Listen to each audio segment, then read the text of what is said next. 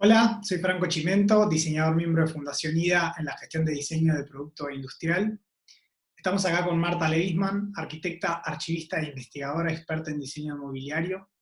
Ha editado libros como Bustillo, un proyecto de arquitectura nacional, Bustillo en Patagonia y Diseño de mobiliario argentino 1930 a 1970.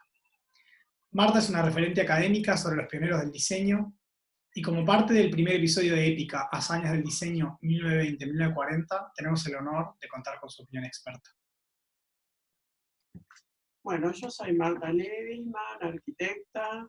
He trabajado absolutamente toda la vida de arquitecta y en las últimas décadas me dediqué a hacer libros de un poco causas perdidas de arquitectura y diseño. Yo lo llamo movimiento sumergido porque siento que es como bucear en el fondo del océano para encontrar cosas desaparecidas, y cada vez me interesa más cuidar y preservar las cosas desaparecidas que aparezcan, ordenarlas, hacer libros con todo eso, difundir todo ese material, que todo el mundo pueda acceder a estas historias. Es la historia. Sin historia no hay futuro. Esto se trata de un libro que yo hice, ahora va a ser declarado, o por lo menos los objetos que están en él, va a ser declarado de interés histórico nacional. Me encanta, me parece lindísimo, porque creo que es lo único que hay en materia del diseño que se hizo en la Argentina en épocas de... Yo conté entre el 30 años 1930 y 1970. Tomé ese tema porque me daba cuenta que todo eso se iba a perder. Y yo tomo este periodo porque voy a contar la historia de 12 archivos, que en realidad es la historia de mi vida, porque es gente que yo había conocido a lo largo de mi carrera, porque yo trabajé siempre de arquitecta y después me puse a hacer libros de arquitectura y diseño, con la connivencia, con la explicación, con la ayuda, con el soporte de cada una de las personas que había creado cada uno de esos archivos. Fue una época excepcional realmente, donde se pudo trabajar con la historia, una historia verdaderamente argentina, porque a ese momento no había habido muebles modernos diseñados en la Argentina o construidos y puestos a prueba en la Argentina. Había habido muebles clásicos. Todos los que pertenecían a estos archivos habían sido artistas, pintores o diseñadores, y hicieron su producción. Esa producción existe porque yo fui reuniendo y ahora se reproducen y hasta se venden y la gente compra estos muebles porque son totalmente actuales y totalmente modernos, y creo que gustan mucho a la sociedad argentina. ¿Cómo fue que inició tu carrera como archivista? Es que yo soy arquitecta archivista, casi así estoy como presentada en todas las publicaciones, hasta en Wikipedia creo que estoy presentada como archivista, y la verdad es que me encanta porque yo formo parte de ICAM, que es la Confederación Internacional de Museos de Arquitectura, como persona individual. Por eso aparezco en Wikipedia como sola, como representante de Latinoamérica, aunque no soy la única, porque hay gente de toda Latinoamérica. Yo formé una asociación civil con personería jurídica que se llama ARCA, Archivos de Arquitectura Contemporánea Argentina. Y le puse ese nombre pensando en que se habían creado ya en Ditela y en otros lugares organizaciones con ese nombre de contemporáneo. Lo contemporáneo pasaba a ser algo que hablaba de la actualidad, de que, bueno, de que las cosas habían cambiado. Yo creo que nadie sabe que la Escuela de Arquitectura se inició en 1901 y dependía de la Facultad de Ciencias. Eran casi todos profesores franceses, europeos, que provenían de l'École des Beaux-Arts de París.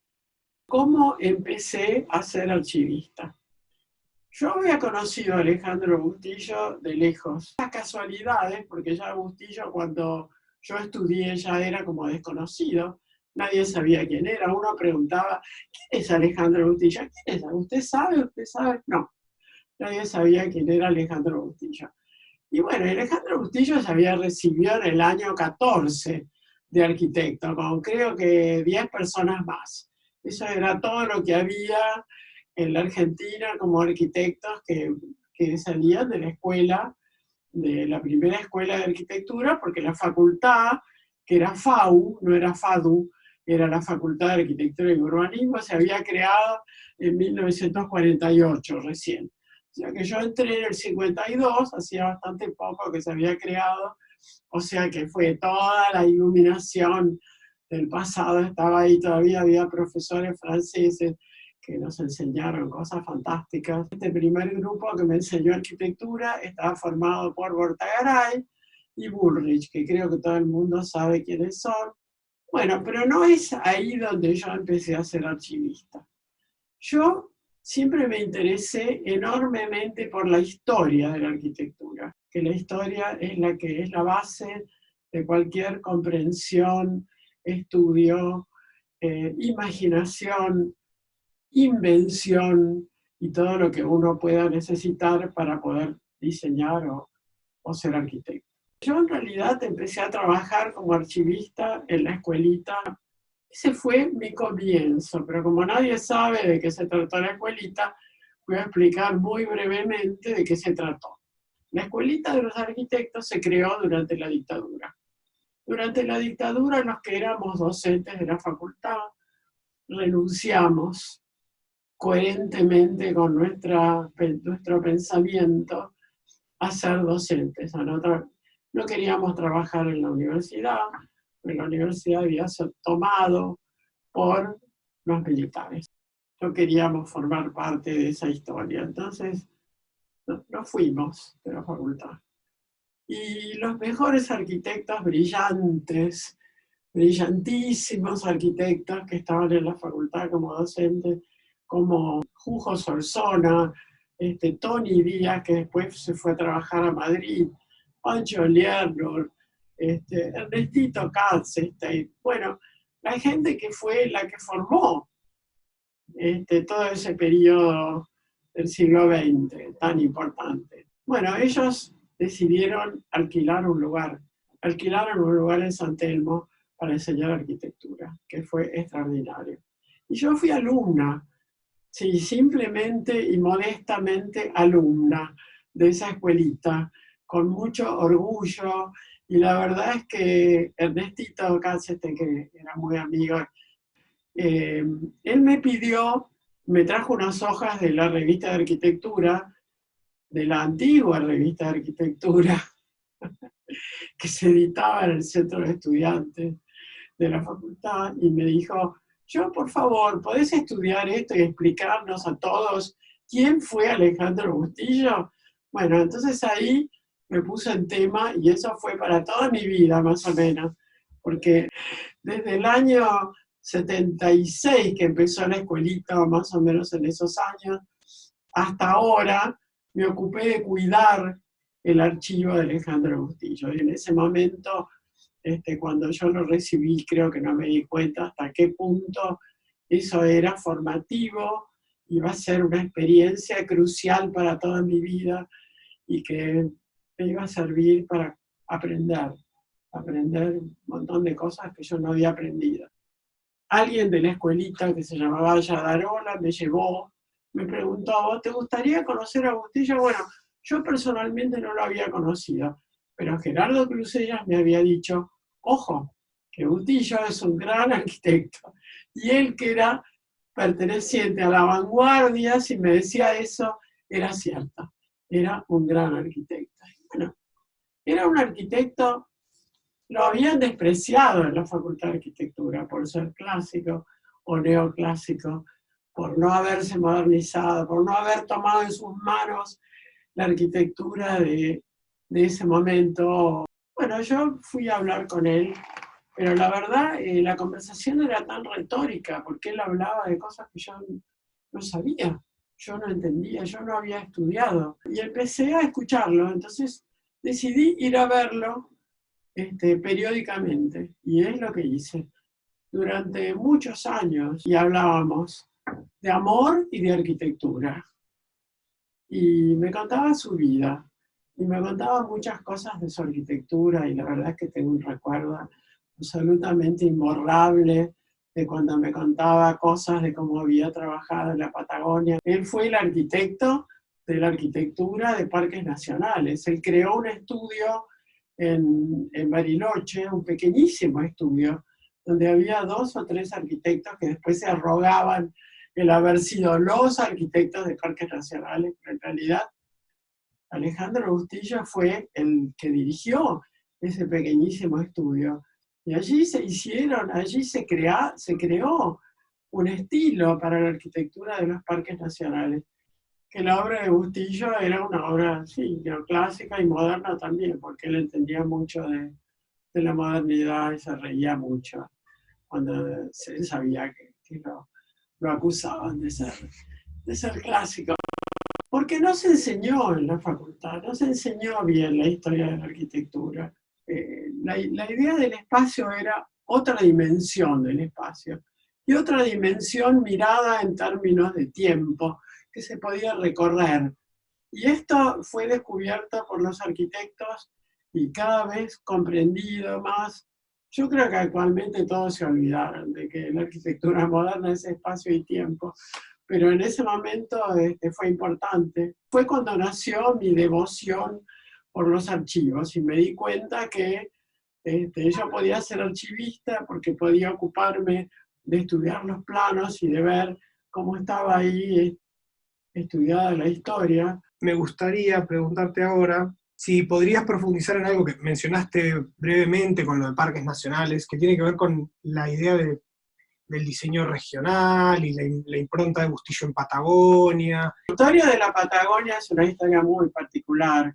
Bueno, y la historia de los parques nacionales, la verdad es que creo que sí, fue contada por los parques nacionales. Además, ellos hicieron documentos muy buenos contando la historia de cada parque, cómo fue elegido, pero el equipo primigenio de parques nacionales formado por el primer presidente, que fue un hermano de Alejandro Bustillo, y Alejandro Bustillo como arquitecto, con 2 colaboradores arquitectos muy buenos. Este equipo, que es la pregunta que me hacen, se tuvo muy en cuenta, pero muy en cuenta, todo lo que había sido la arquitectura original de los parques nacionales.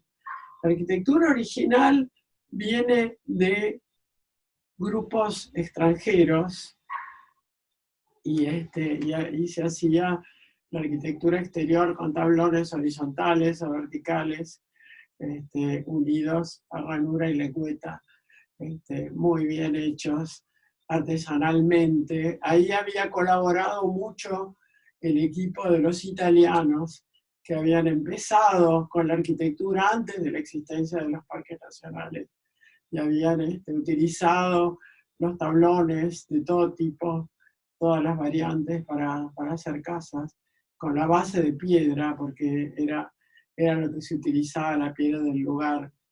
Cuando Bustillo empezó, había tomado la idea de la base de piedra, y después él hizo el Hotel Yao Yao con esta idea de con esta tecnología, digamos, la base de piedra y la parte superior de madera, con todas las variantes posibles. Y el Hotel Yao Yao se quemó porque todavía no estaba habitado y había chimeneas, y o lo quemaron, no accidentalmente, porque creo que lo consideraban antieconómico lo que había hecho Bustillo, porque tenía menos niveles de los que, bueno, después se le agregaron niveles para ampliar la cantidad de habitaciones, porque, bueno, Bustillo tenía toda una idea de lo que debía ser un hotel en ese lugar, rodeado por el paisaje extraordinario del lago Nahuel Huapi y de los bosques del Nahuel Huapi y de los consagratorios bosques sacramentales que había, donde algunos no habían permitido la plantación de especies nuevas para permitir que volvieran a desarrollarse las especies originales de la Patagonia. Ahí se había reunido gran parte de lo que había sido la tradición cultural de la Patagonia, de todo lo que se había hecho anteriormente. En realidad ahí habría que hablar de Roca y de la campaña y cómo se fueron repartiendo las tierras, pero bueno, este es todo otro tema que habría que tratar. El grupo de Bustillo, y trabajaron 10 años hasta que llega Perón, en el 44, con el voto cívico, lo que hace es expropiar las viviendas que se habían hecho con el equipo de parques nacionales. Entonces cunde un terror en la gente que había sido usuaria de las casas hechas por Bustillo de parques nacionales. Hacen muchas casas ellos con, con un estilo patagónico que lo crean ellos directamente en ese equipo. Si quisieras contarnos un poco sobre la visión de Ignacio Pirovano con el diseño regional, y también si crees que esto impactó en el diseño argentino. Ellos le pusieron Comte, así como alternativamente era una niñera que ellos habían tenido los Pirovanos.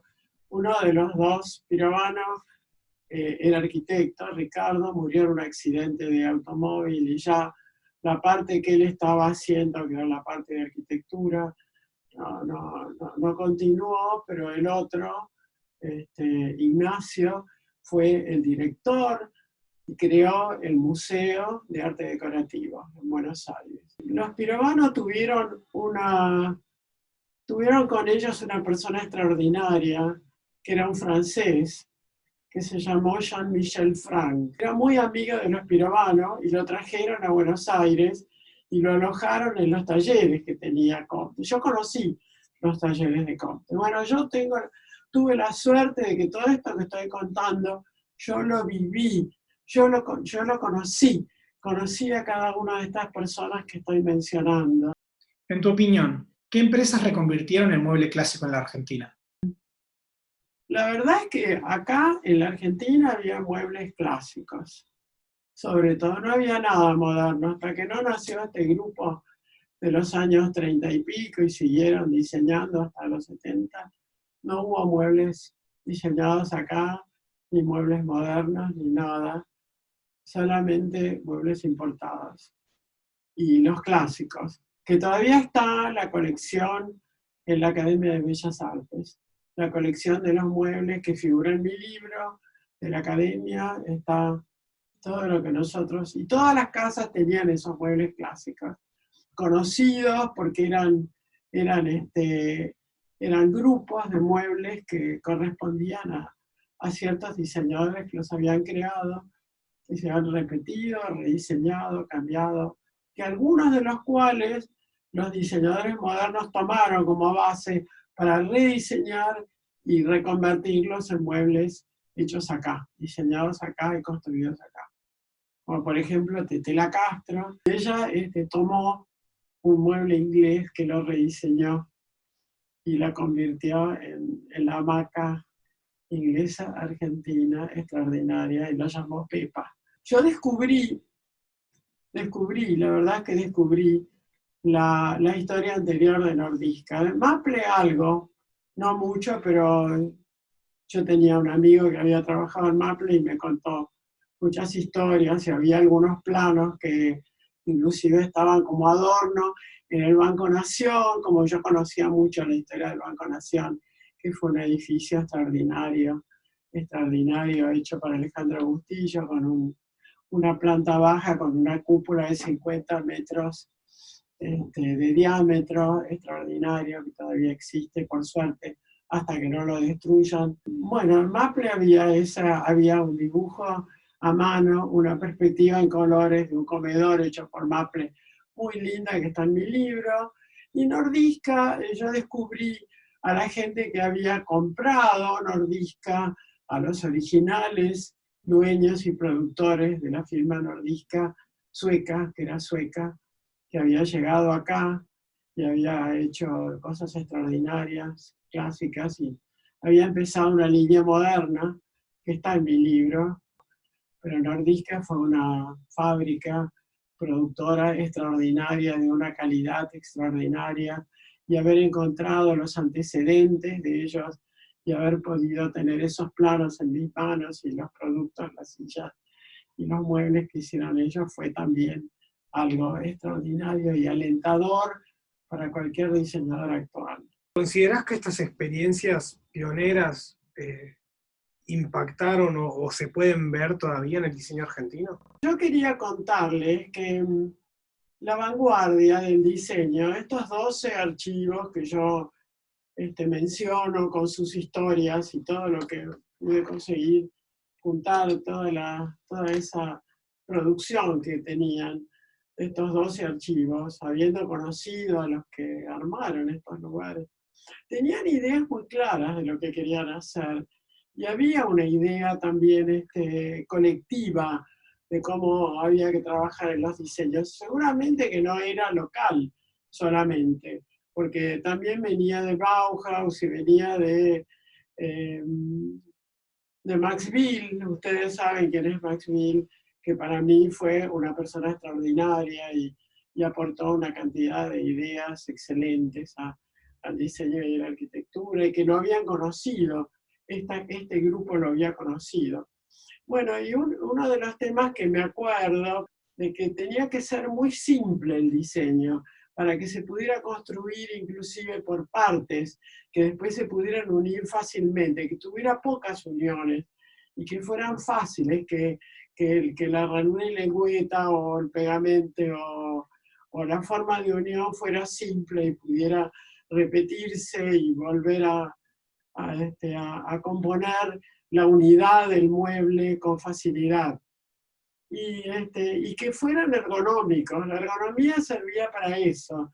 Servía para que el ser humano que había nacido en 4 patas y había llegado a ser una especie humana erecta porque podía caminar, que es lo que somos ahora y nos cuesta bastante. Tenemos que tener una forma de mantener nuestra postura recta y poder elevarnos con los pies en el piso, parados, o movernos con facilidad.